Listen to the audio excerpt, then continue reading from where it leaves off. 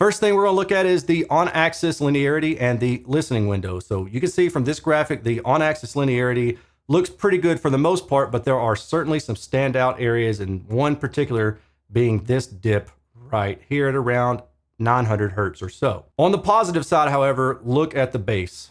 F3 at 31 hertz. This sucker gets low. So I've called out the response getting down to 30 hertz, but I've also called out this dip. I'm not sure exactly what's causing this dip, but I can tell you 100%, without a doubt, it's not the ports, because I also measured this speaker with the port stuff just to make sure there was no out of phase anomaly coming from the port chambers. There isn't. So my best guess is that this dip is caused by the lip of the speaker control panel, and I'll show you that real fast. Okay, so you can see that this speaker, the midwoofer, would hit this bottom side, and then that would create some kind of cancellation effect. And according to my math, that would occur at about 1500 hertz for a half wave.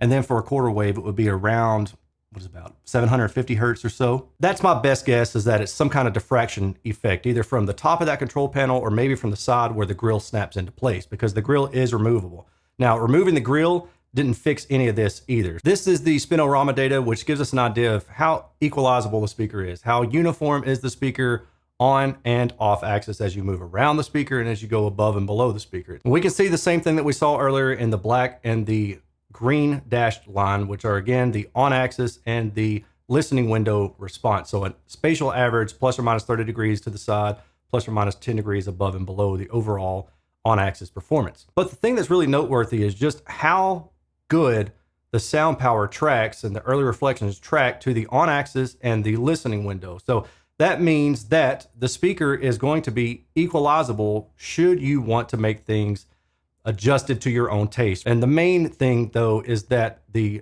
sound that's sent out into the room is very similar in timbre to the sound that you listen to directly on axis, or however the first direct line of sound comes to you. If you have the speaker turned a little bit off axis or something like that, that direct sound is still going to sound very similar to the sound that's reflected out into the room and back to your ears. So that means that you're not going to have a big discrepancy in the overall timbre of the speaker, no matter how you aim it, or really no matter what rooms you put it in. So I can put it in my living room and I can put it in my bedroom, and the overall sound is very similar. I also wanted to call attention to the two areas that you cannot equalize, and that's the same areas that I just talked about above.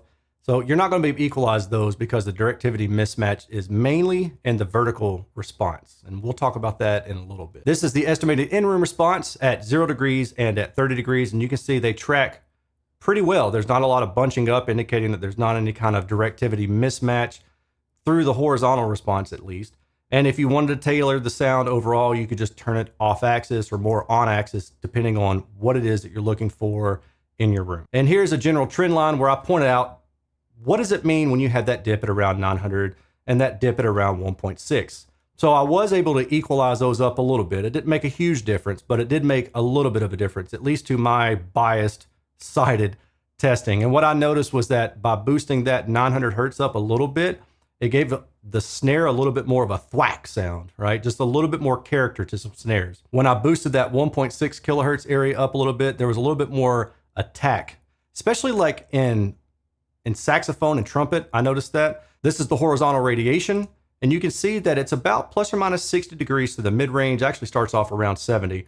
And as you go through the upper mid-range and into the treble, it trends downward to about 50 degrees at 20 kilohertz. So this speaker has a more narrowing radiation pattern into the higher frequency, which is good. I say that because if this speaker were showing a perfectly symmetrical directivity or horizontal radiation, more than likely then it would sound too bright in the room. So the fact that it's kind of closing in as you go a little bit further off axis, that means that the off axis energy is going to be reduced enough to where the sum in your seated position isn't going to sound flat. And that's what you want. You want the estimated in-room response, or the actual in-room response, to be sloped down a little bit. I have a whole video about flat anechoic versus flat in-room and why you don't want flat in-room.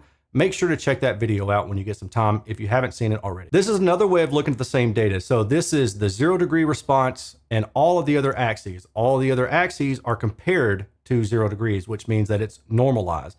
And really what you want to see is you want to see the line through here be pretty much flat. That would indicate then that all the off-axis energy is very much similar to the on-axis energy. And that's what I talked about earlier, where you want those sounds to be similar. This is the vertical radiation.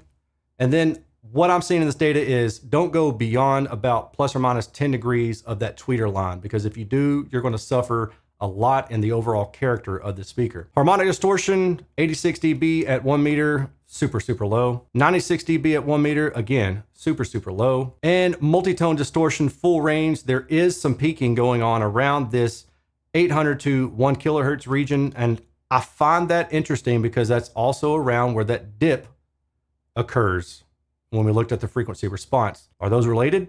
Possibly. I thought maybe it was the port, so that's why I measured the speaker with the port stuff, and it didn't change anything. So it's not the port. I'm not sure exactly what's causing that.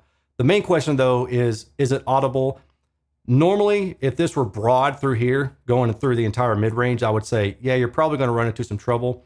I have had issues where I'm pretty sure that I've noticed it in other speakers, but in this particular speaker, there wasn't anything that really stood out to me as being noticeable. However, you had the data, so if you don't want to take my word for it, you've got the data. Now we're going to look at the compression, or in this case, the limiting effect. So most pro audio speakers, powered studio speakers, are going to have a limiter built into them, mainly to keep the levels from getting too out of line to where you would damage the speaker. And what I'm seeing here in this speaker is pretty indicative of that, especially when you're talking about the low frequency area where there's more compression. The one thing that I find interesting is there's stronger compression around where we saw the on-axis and slightly off-axis dips. And then there is some enhancement, again, around that 1.6 kilohertz area. Now, I'm thinking this is probably the tweeter. Maybe there's some distortion coming into play there. I mean, I'm not 100% sure. When I go back and look at the actual distortion data, we can see that there is a relative rise there. But if I'm being honest, I don't really know what's causing this particular increase and dip. But nevertheless, it shows up in the data. I trust the data.